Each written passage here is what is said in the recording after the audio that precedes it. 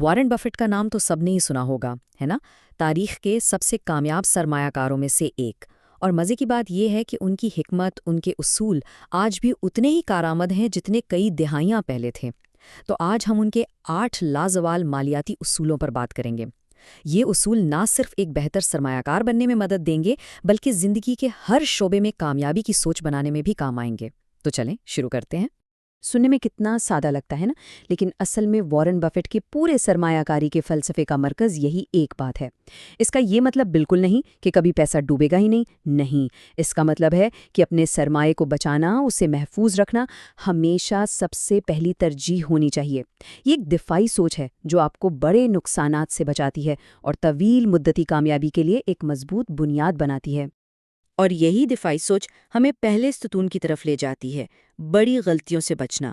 Buffet کا ماننا ہے کہ سرمایہ کاری کا کھیل جیتنے سے زیادہ اہم یہ ہے کہ آپ کھیل میں بنے رہیں، اور اس کا سب سے بہترین طریقہ یہ ہے کہ ایسی غلطیوں سے بچا جائے جو آپ کو کھیل سے ہی باہر کر دیں۔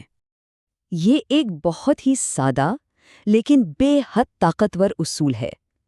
اگر آپ کسی بزنس ماڈل کو کسی دوسرے کو آسانی سے سمجھا نہیں سکتے تو اس میں پیسہ مت لگائیں۔ یہ اصول ہمیں ایسی کمپنیوں سے دور رکھتا ہے جو یا تو بہت پیچیدہ ہوتی ہیں یا جن کے بارے میں ہمارے پاس پوری معلومات نہیں ہوتی۔ اور یہیں پر دائرہ اہلیت یعنی سرکل آف کمپٹنس کا تصور سامنے آتا ہے۔ مطلب صرف ان کمپنیوں اور صنعتوں میں پیسہ لگائیں جن کی آپ کو گہری سمجھ بوجھ ہو۔ مثال کے طور پر جب .com کا بلبلہ عروج پر تھا تو بفیٹ نے ٹیکنالوجی سٹاک سے دوری رکھی۔ کیوں؟ کیونکہ انہوں نے صاف صاف مانا کہ بھائی یہ میری سمجھ سے باہر ہے۔ اپنی حدود کو جاننا اور ان کے اندر رہنا مہنگی غلطیوں سے بچا سکتا ہے۔ بڑی غلطیوں سے بچنے کا یہ ایک اور اہم طریقہ ہے۔ کسی بھی کمپنی میں سرمایہ کاری کرنے سے پہلے بفیٹ اس کی اصل یعنی اندرونی قدر کا اندازہ لگاتے ہیں کہ یہ کاروبار اصل میں کتنا قیمتی ہے۔ پھر وہ انتظار کرتے ہیں کہ اس کی قیمت مارکیٹ میں اس کی اصل قدر سے کافی کم ہو جائے، تب خریدتے ہیں۔ یہ بالکل ایک حفاظتی جال کی طرح ہے جو غلطی کی صورت میں تحفظ فراہم کرتا ہے۔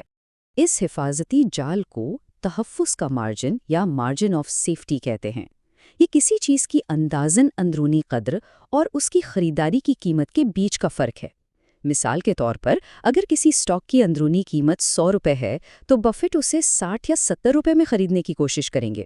جتنا بڑا یہ مارجن ہوگا اتنا ہی زیادہ تحفظ ملے گا۔ یہ آپ کو غیر متوقع حالات اور آپ کے اپنے تجزیے میں ممکنہ غلطیوں سے بچاتا ہے۔ اچھا، جب آپ بڑی غلطیوں سے بچنا سیکھ جاتے ہیں تو اگلا قدم ہے لمبا کھیل کھیلنا۔ وارن بفیٹ کی بے پناہ دولت کا راز کوئی راتوں رات کی کامیابی نہیں ہے، بلکہ یہ کئی دہائیوں پر محیط صبر اور کمپاؤنڈنگ کی طاقت کا نتیجہ ہے۔ ذرا اس نمبر کو دیکھیں، 97%، 97%۔ یہ ایک حیران کر دینے والا عدد ہے۔ کوئی اندازہ لگا سکتا ہے کہ یہ کیا ظاہر کر رہا ہے؟ جی ہاں، یہ وارن بفیٹ کی دولت کا وہ حصہ ہے جو انہوں نے 65 سال کی عمر کے بعد کمایا۔ یہ کمپاؤنڈنگ کی طاقت کا ایک ناقابل یقین ثبوت ہے۔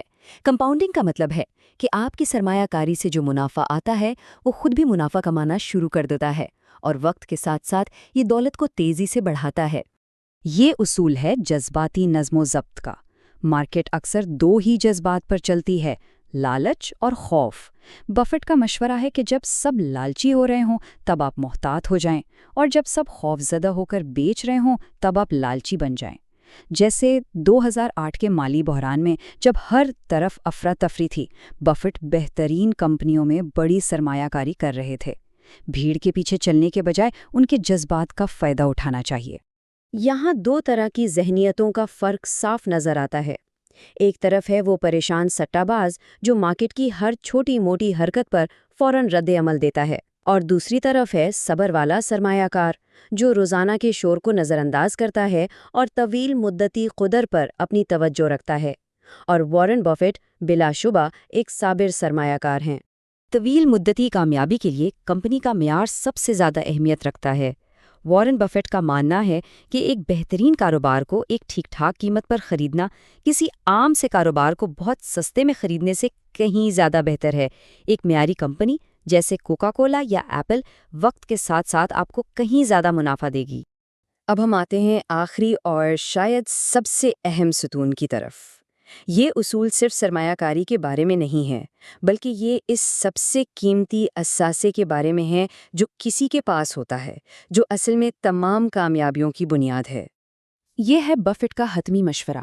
سب سے بہترین سرمایہ کاری جو کی جا سکتی ہے وہ خود اپنے آپ پر ہے۔ آپ کی مہارتیں، آپ کا علم، آپ کی صلاحیتیں، یہ وہ اثاثے ہیں جنہیں آپ سے کوئی نہیں چھین سکتا۔ تو اپنے آپ میں سرمایہ کاری کرنے کا مطلب کیا ہے؟ اس کا مطلب ہے مسلسل سیکھنا اور خود کو بہتر بنانا۔ کتابیں پڑھیں، نئے ہنر سیکھیں، اپنی سوچ کو بہتر بنائیں۔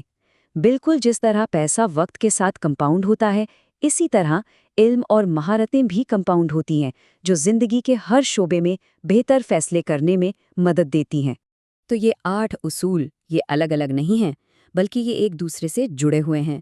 یہ ایک مکمل فلسفہ ہے جو نہ صرف ایک بہتر سرمایہ کار بننے میں مدد دے سکتا ہے، بلکہ ایک زیادہ کامیاب اور خوشحال زندگی گزارنے کا راستہ بھی دکھاتا ہے۔ تو آخر میں سبق کیا ہے؟ یہی کہ سب سے اہم سرمایہ کاری وہ ہے جو ہم خود پر کرتے ہیں۔ اپنی صلاحیتوں کو، اپنے علم کو، اپنی سوچ کو بہتر بنانے کے لیے آج کیا کیا جا سکتا ہے؟ یہ وہ سوال ہے جس پر ہم سب کو غور کرنا چاہیے۔